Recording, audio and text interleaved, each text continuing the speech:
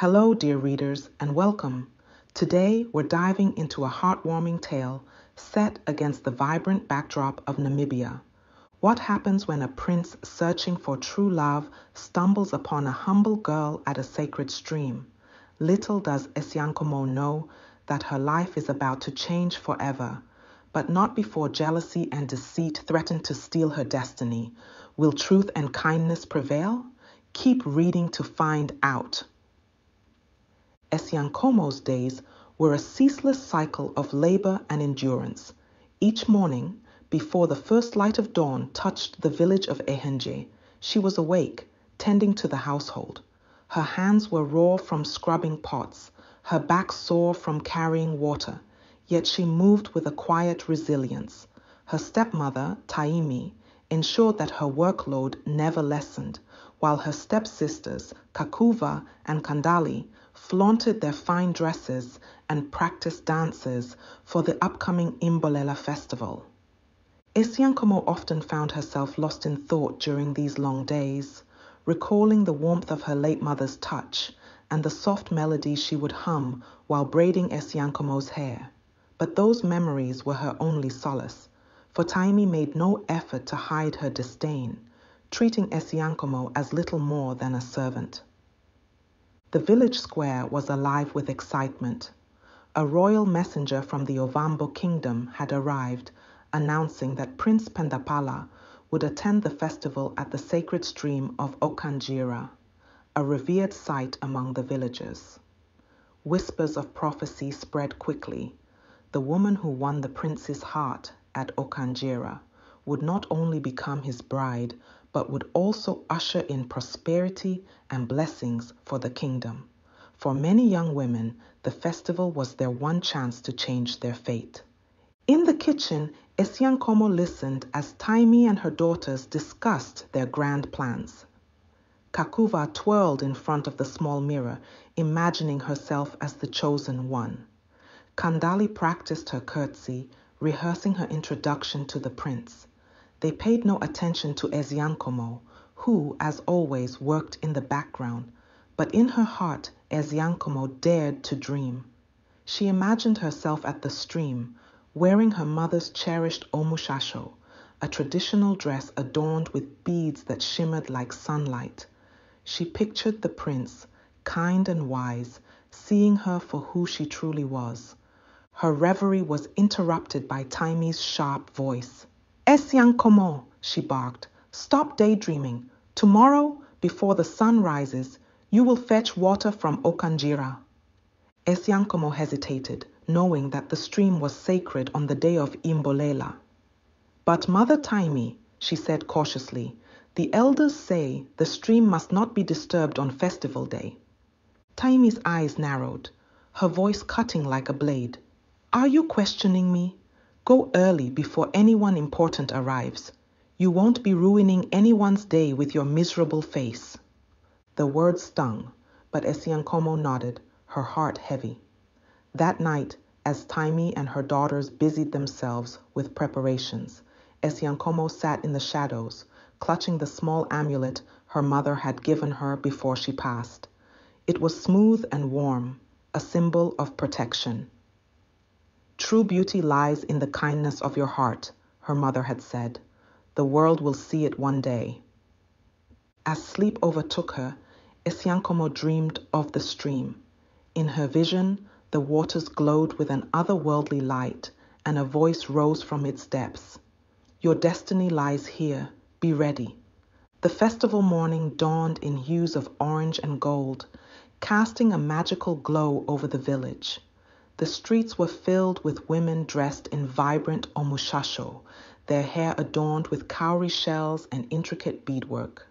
Drums echoed in the distance, their rhythms weaving through the laughter and chatter of the gathering crowd.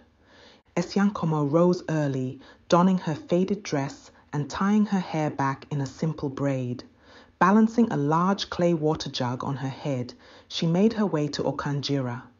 Her steps were heavy with resignation, yet the beauty of the morning lifted her spirits. The sacred stream, nestled among tall reeds and shaded by acacia trees, shimmered in the golden light. Even the air seemed to hum with reverence. As Esiankomo approached the water's edge, she paused to take in the scene. The stream was calm, reflecting the pastel sky. She knelt and grazed the cool surface with her fingers, the touch sending a ripple through her thoughts. Overcome with emotion, she began to hum a song her mother had taught her, a melody filled with longing and hope. The tune, soft and sweet, seemed to blend with the sounds of the stream, as if the waters themselves were listening. But she was not alone. Hidden among the reeds, Prince Pendapala had wandered from the bustling festival. Tired of the superficial displays and shallow conversations, he sought solace by the stream. His heart ached for authenticity, for a connection deeper than the smiles and pleasantries offered by women vying for his attention. The prince stilled as the melody reached his ears. Entranced, he followed the sound and came upon Esiankomo. She knelt by the water, her face radiant in the dawn light. Her simple dress and unadorned appearance made her beauty all the more striking. She seemed unaware of her own grace, and that, to the prince, was what made her extraordinary. He stepped forward, his boots crunching softly against the grass. Startled, Esiankomo turned, clutching her jug. She did not recognize him as the prince, for he wore a plain tunic instead of royal finery. "Forgive me," he said, his voice warm and steady. "I didn't mean to frighten you." Esiankomo relaxed slightly, curiosity overcoming her initial fear. "You startled me," she admitted. "But you are forgiven. What brings you here so early?" "I might ask you the same," Pendapala replied with a small smile. "You seem lost in thought." Esiankomo hesitated, unsure if she should reveal her troubles. "I came to fetch water," she said simply. "And you?" "I came seeking something," he said, a hint of mystery in his tone. "But I think I've already found it." Before Esiankomo could respond, she noticed the rising sun and gasped. "I must go," she said hurriedly. "If I'm not home soon, I'll be in trouble." Pendapala watched as she lifted the heavy jug onto her head with practiced ease. "Wait," he called after her. Reaching into his pocket, he pulled out a small golden amulet, a family heirloom that symbolized hope and protection. "Take this. It's a gift." Esiankomo's eyes widened. "I can't accept something so precious from a stranger." "Please," he insisted, "consider it a token of kindness." Reluctantly, Esiankomo accepted the amulet, tucking it into her dress. She glanced back one last time, her silhouette framed by the morning light, before disappearing into the trees. The prince stood by the stream, his heart lighter than it had been in years. Though he didn't know her name, he felt certain of one thing. He had to see her again. Esiankomo arrived home just as Taimi and her daughters were finalizing their preparations for the festival. Her stepsisters were a flurry of excitement, adorned in bright dresses and heavy jewelry that clinked with every movement. They turned to her with sneering looks as she set her clay jug down near the door. "What took you so long?" Taimi snapped, her sharp voice slicing through the room. Esiankomo lowered her gaze. "The path to the stream was slippery, and I had to be careful." "Excuses," Taimi muttered, her eyes narrowing as she scrutinized Esiankomo. "And what's this?" she demanded, stepping forward to pull at a glint of gold peeking from the folds of Esiankomo's dress. Esiankomo froze, but before she could hide it, Kakuva reached out and yanked the golden amulet free. She held it up triumphantly, her eyes widening in surprise. "Where did you get this?" she asked, her voice dripping with accusation. "Did you steal it?" "No!" Esiankomo protested. "It was a gift from someone I met at the stream." Kakuva burst into laughter. "A gift from a stranger? Do you expect us to believe that?" Taimi's expression darkened as she examined the amulet, turning it over in her hands. It was clear that this piece wasn't ordinary. It was finely crafted, the work of a royal artisan. A suspicion began to form in her mind, but she kept it to herself. Instead, she sneered at Esiankomo. "You have no right to something so precious," she said coldly. "If you're foolish enough to accept gifts from strangers, then you won't miss it when it's gone." "No, please," Esiankomo cried, reaching for the amulet, but Taimi handed it to Kandali, who inspected it greedily. "This could be our ticket to winning the prince's favor," Taimi said with a cunning smile. "Take it to the festival and claim it as your own." "But it's not theirs," Esiankomo protested. "Silence," Taimi barked, her voice harsh. "You will stay here and finish your chores. You have no place at the festival." The stepsisters giggled as they tucked the amulet into their belongings and swept out of the house with Taimi leading the way. Esiankomo sank to the ground, her chest heaving with suppressed sobs. The injustice of it all threatened to overwhelm her. She sat there for what felt like hours, clutching the edge of the table for support. Finally, she whispered a prayer to her late mother. "Help me," she said softly. "Please, show me what to do." The festival at Okanjira was in full swing. Drums echoed across the gathering, their deep rhythms pulsing through the air. Villagers mingled in colorful attire, and laughter rippled through the crowd as dancers performed intricate steps.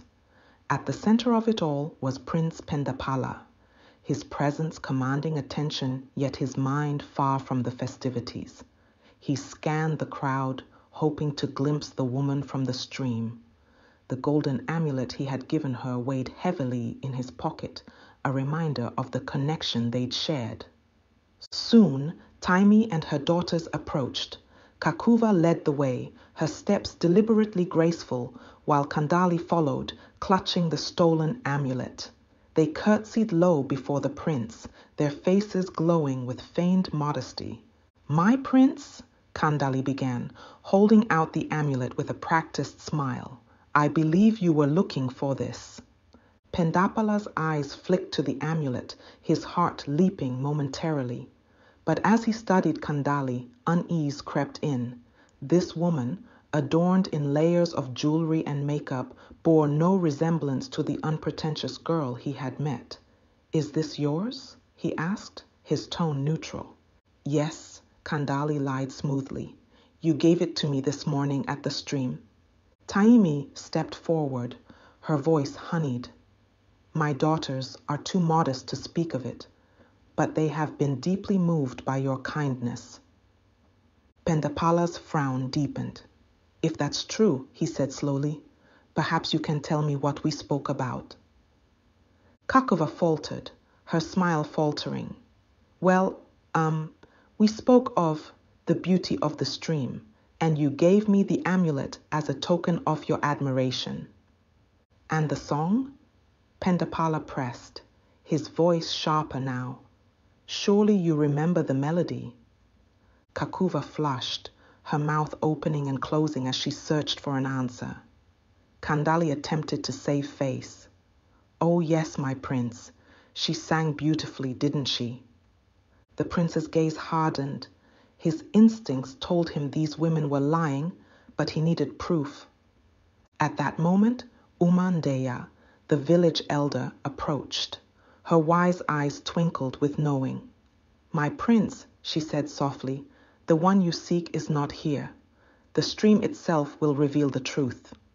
Back at the homestead, Esiankomo sat in the darkened kitchen, her tears slipping silently down her cheeks. She thought of the prince, the amulet, and her stepmother's cruel lies. She felt powerless, unsure of how to reclaim what was hers. A knock at the door startled her. She opened it to find Auntie Nangula, her late mother's closest friend. The elderly woman's kind face was filled with concern. "Esiankomo," she said, "why aren't you at the festival?" Esiankomo explained everything: the prince, the amulet, and her stepmother's cruelty. Auntie Nangula's expression hardened with resolve. "This cannot stand," she said firmly. "You are your mother's daughter, and she would not want you to let others steal your destiny." "But what can I do?" Esiankomo asked helplessly. "You have something stronger than proof," Auntie Nangula said. "You have the truth. Come with me." The festival quieted as Auntie Nangula and Esiankomo arrived. The crowd parted as Esiankomo stepped forward, her plain dress contrasting with the finery of the others. Whispers rippled through the villagers. "Who is she?" they asked. "Why does she look so familiar?" Prince Pendapala's eyes locked on her, recognition flaring in his gaze. "You," he said, stepping forward. "You're the one I met at the stream." The villagers gasped. Taimi tried to interject, but Pendapala raised a hand. "We will let the stream decide." One by one, Kakuva, Kandali, and Esiankomo approached the water. Only Esiankomo's jug filled effortlessly, the stream glowing softly in acknowledgement. The prince smiled, stepping forward to offer her the amulet once more. "This was always yours," he said. Esiankomo was welcomed into the palace, where her kindness and wisdom endeared her to all. Taimi and her daughters were ordered to serve the village as penance, their deceit exposed. Over time, even they sought Esiankomo's forgiveness, which she granted with grace. The royal wedding was a grand affair, celebrated by the entire kingdom. Esiankomo, now a queen, worked tirelessly to uplift others, ensuring no one in her kingdom suffered as she once had. Her story became a cherished tale, passed down through generations, a reminder of truth, resilience, and the enduring power of kindness. Thank you for joining us on this captivating journey of love, resilience, and destiny. Esiankomo's story reminds us that true beauty lies within, and that kindness and truth have the power to overcome even the darkest challenges. If this tale inspired or moved you, don't forget to share it with others who love a story of hope and triumph. Until next time, stay kind, stay true, and let your light shine.